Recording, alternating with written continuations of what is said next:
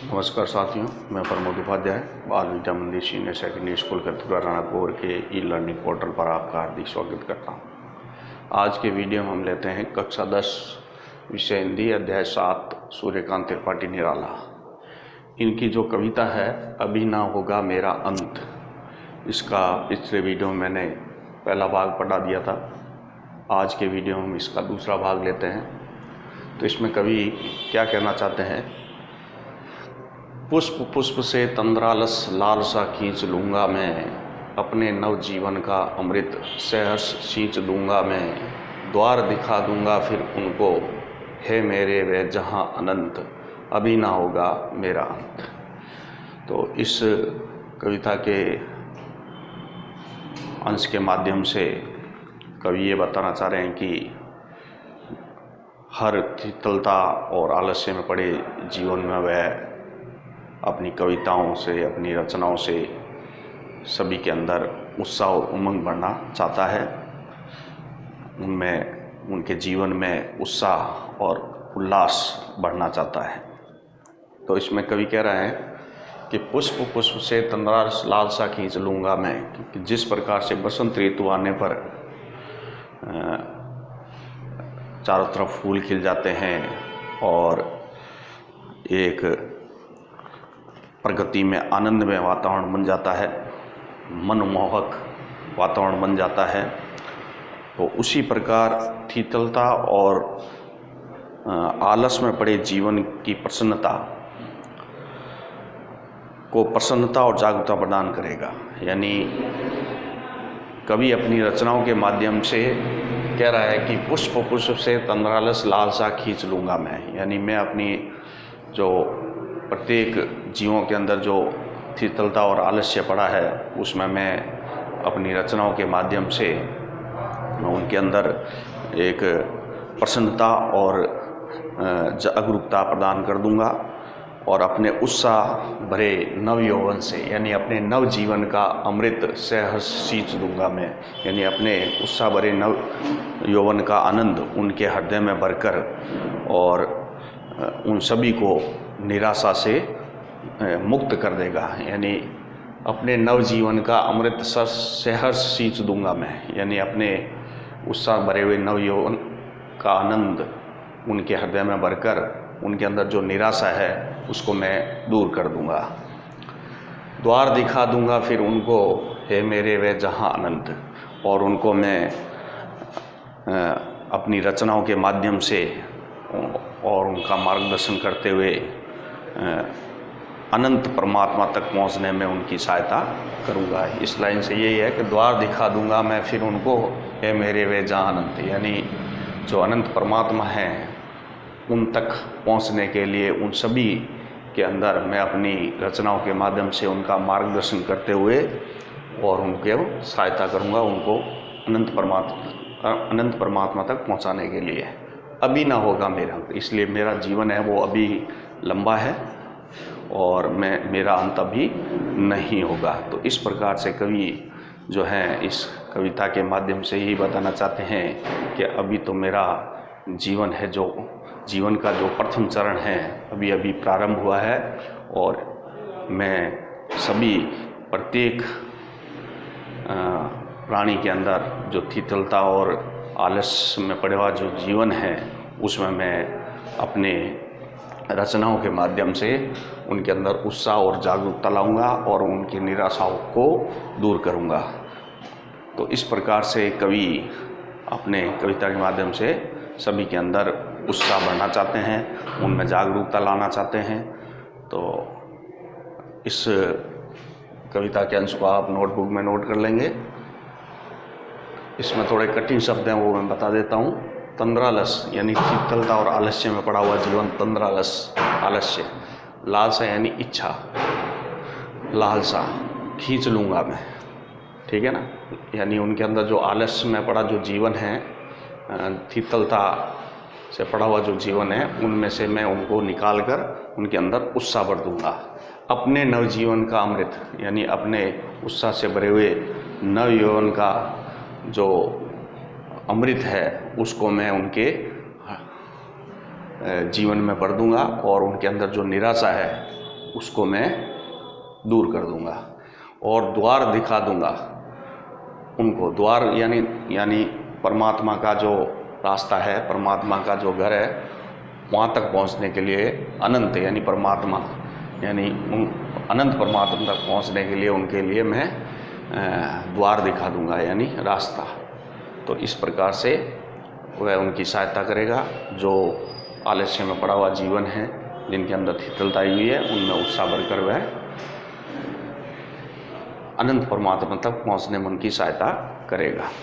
अभी न होगा मेरा अंत, इसलिए वो कवि कह रहे हैं कि अभी मेरा अंत नहीं होगा, अभी तो मेरा जीवन काल बहुत लंबा है। तो इस प्रकार से ये इसको आप नोटबुक में नोट कर लेंगे। तो इसमें कवि क्या बताना चाहते हैं, देखते हैं। मेरे जीवन का ये है जब प्रथम चरण, इसमें कहाँ मृत्यु है। जीवन ही जीवन, अभी पड़ा है आगे सारा यौवन। स्वर्ण किरण कलोलों पर बहता रे बालक मन। मेरे ही अविकसित राग से विकसित होगा बंधु दिगंत, अभी ना होगा मेरा अंत। तो इसमें कवि यही बताना चाहते हैं कि वह जो उनके प्रियजनों की मृत्यु जो हो गई थी, तो उससे उनका मन जो था वो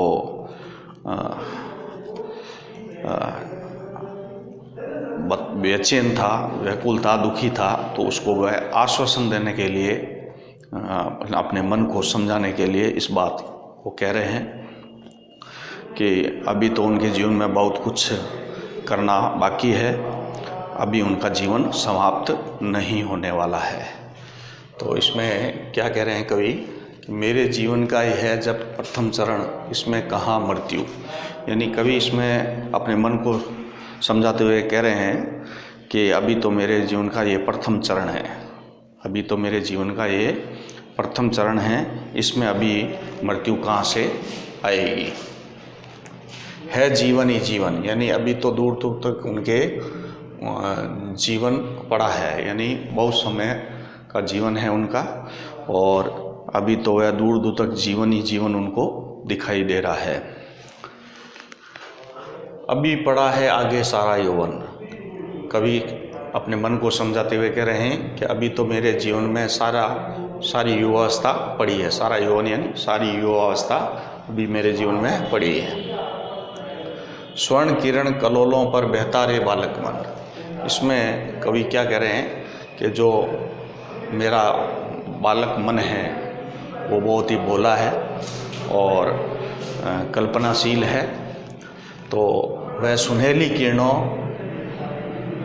के लहरों पर वह बह रहा है, यानी जब मेरा जो बालक मन है वो हमेशा मेरे सुनहली किरणों पर, लहरों की सुनहली किरणों पर जो लहरें हैं उसकी तरह वो बह रहा है। यानी मैं अपनी जो कल्पनाएं हैं, जो मेरे अंदर उल्लासपूर्ण जीवन में जो उज्जवल कल्पना है, उसमें मेरा मन मग्न है। यानी मेरा जो जीवन है वो उज्जवल कल्पनाओं से भरा हुआ है, और उन कल्पनाओं के आधार पर मैं अपनी जितनी भी रचनाएं जो करूँगा वो प्रौढ़ अवस्था में आएगी। अभी धीरे धीरे वो प्रौढ़ अवस्था में आ रही है। तो मेरे ही अविकसित राग से, यानी अविकसित यानी अभी तो मेरे जीवन में धीरे धीरे ये जो मैं रचनाएं लिख रहा हूँ वो प्रौढ़ता उसमें आएगी और विकसित होगा। और वह जब काव्य रचनाएं जब विकसित होगा, बंधु दिगंत अभी न होगा मेरा अंत। जब वो काव्य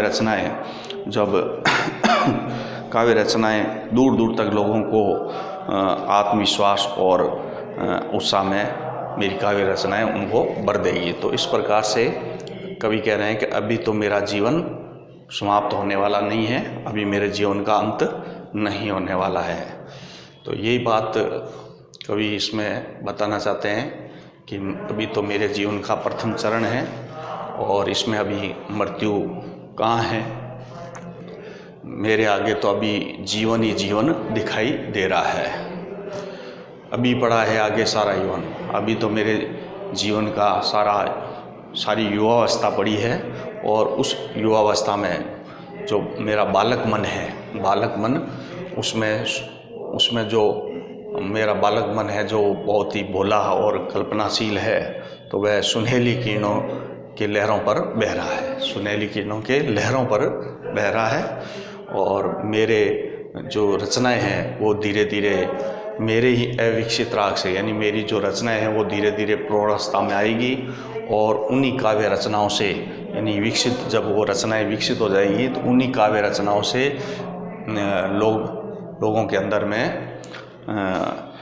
अंदर क्या हो जाएगा, आत्मविश्वास और उत्साह भर देगी मेरी जो रचनाएं होगी। तो अभी ना होगा मेरा अंत, इसलिए मेरा अंत अभी नहीं होगा और अभी तो मेरा जीवन काल बहुत बड़ा है। तो इस प्रकार ये कवि इसमें अपनी कविता अभी ना होगा मेरा अंत के माध्यम से ये बताना चाहते हैं, अपने मन को समझाते हुए कि मेरे जीवन में अभी बहुत समय है और मेरा अंत होने वाला नहीं है।